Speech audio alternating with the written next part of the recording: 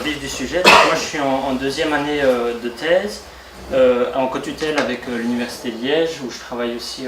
au sein du groupe ACME, qui est un groupe de recherche sur la bande dessinée, donc il n'y en a pas des masses, donc je tenais à le mentionner. Et la co-tutelle avec l'UCL fait sens pour essayer d'avoir un ancrage à la fois dans un département de langue germanique à l'UCL et dans un département de langue romane à l'ULG, et pour bénéficier aussi des recherches sur la bande dessinée dans les deux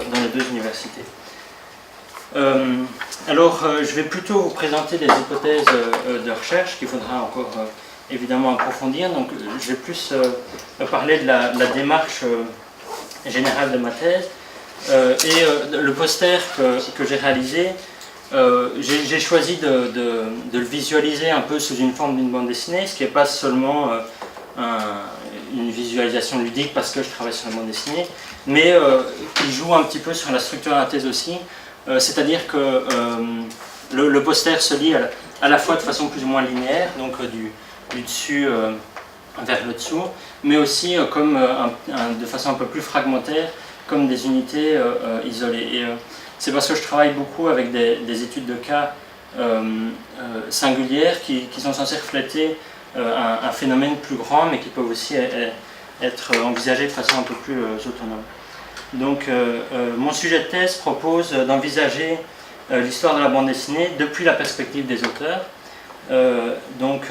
Pour revenir un peu sur le volet interdisciplinaire, ou plutôt la question de l'ancrage disciplinaire, la perspective diffère d'un travail d'historien. Moi j'ai étudié la littérature, donc j'ai pas le cadre théorique qu'un historien pourrait avoir. Je n'essaye pas d'avoir une meilleure compréhension de l'histoire de la bande dessinée en tant que telle, mais c'est plutôt une étude des médiations de l'histoire de la bande dessinée par des auteurs contemporains. Donc le cadre général est inspiré par un renouvellement de l'histoire littéraire, de l'histoire des médias, qu'on trouve dans différentes disciplines et dans différentes études culturelles, mais qui en bande dessinée n'a pas encore vraiment eu lieu, où l'histoire de la bande dessinée reste un champ encore assez parcellaire, qui essaye souvent de remplir des trous du passé, donc des périodes de la bande dessinée qu'on connaît moins bien, ou des questions de définition. La question que je soulève est plutôt de l'ordre mémoriel, donc comment la bande dessinée se transmet, et plus particulièrement quel rôle jouent les auteurs dans la transmission de ce passé, et par là dans une forme de construction d'un savoir historique, d'une fabrique de l'histoire de la bande dessinée, et de la création d'un patrimoine aussi. Donc ça c'est l'enjeu théorique, on va dire plus global de la thèse, qui pourrait toucher différentes périodes de l'histoire de la bande dessinée. Mais je me penche sur un corpus un petit peu plus précis, qui est celui du roman graphique. Alors pour contextualiser un petit peu, le roman graphique est un format, on va dire la bande dessinée sous format livre, avec une pagination plus conséquente, et généralement une bande dessinée donc pour adultes, avec des thématiques sérieuses, pas pour les enfants. C'est un petit peu l'image problématique qu'on a du roman graphique, mais c'est la bande dessinée, on va dire, qui est culturellement légitime et qui circule dans des réseaux plutôt littéraires. Donc cette création, ce développement et cette émergence du roman graphique, qui est symbolisé aux États-Unis par Maus, d'Art Spiegelman, paru en 1986, et qui aura vraiment un effet paradigmatique sur le champ de la bande dessinée, va impliquer, surtout dans le contexte nord-américain, va impliquer une rupture avec la bande dessinée. Donc tous les grands journaux vont utiliser le titre Comics are not for kids anymore, la bande dessinée c'est plus pour les enfants, maintenant vous avez des romans graphiques. Donc l'emploi du terme roman graphique est en opposition à celui de la bande dessinée, et crée une forme de rejet ou une simplification de la bande dessinée, Et c'est ce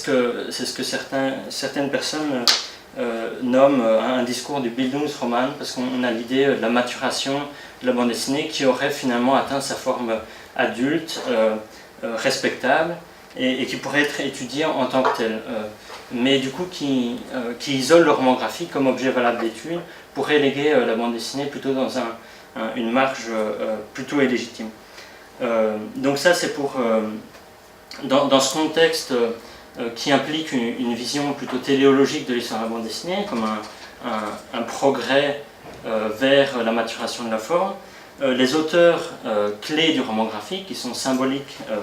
pour le roman graphique, comme Chris Ware, Art Spiegelman, Seth, sont tous des historiens du médium en même temps. Ils sont tous historiens de la bande dessinée, alors même qu'ils sont des exemples parfaits de ce que le roman graphique veut faire. Et une partie, l'enjeu plus spécifique de la thèse est de comprendre l'importance de ces gestes historiques qui est rétrospectif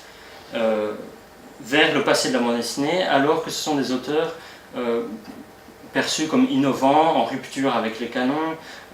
comme quelque chose de tout à fait nouveau que la bande dessinée n'aurait pas encore fait, mais pourtant qui est complètement fasciné par ce passé, et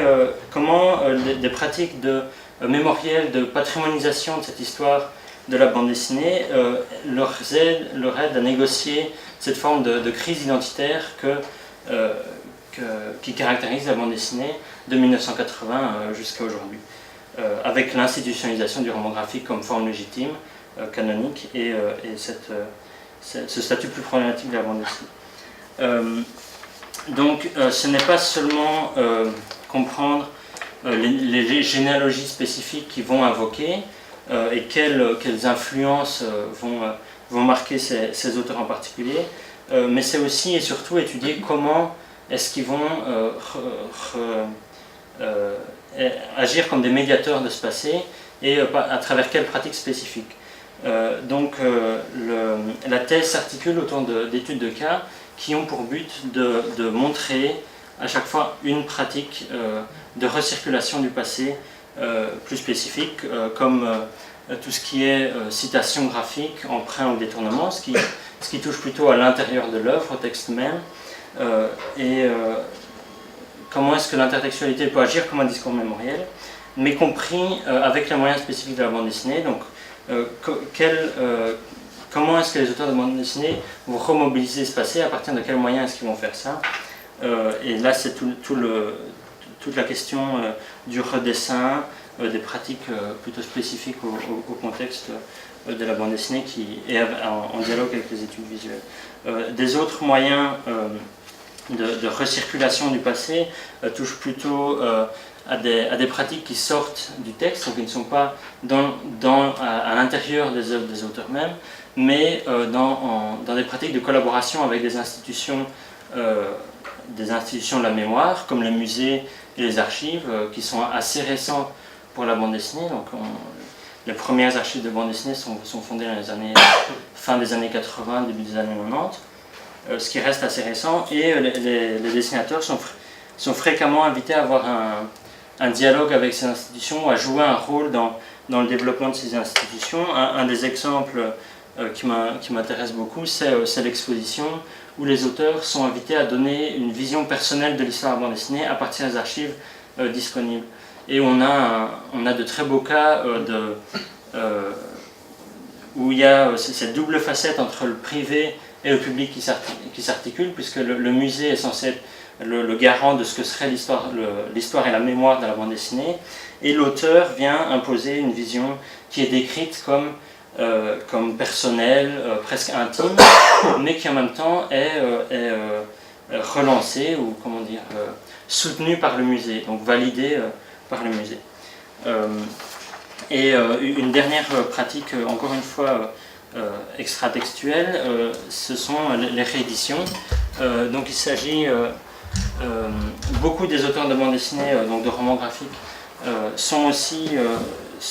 ont un rôle clé dans la réédition des œuvres du passé,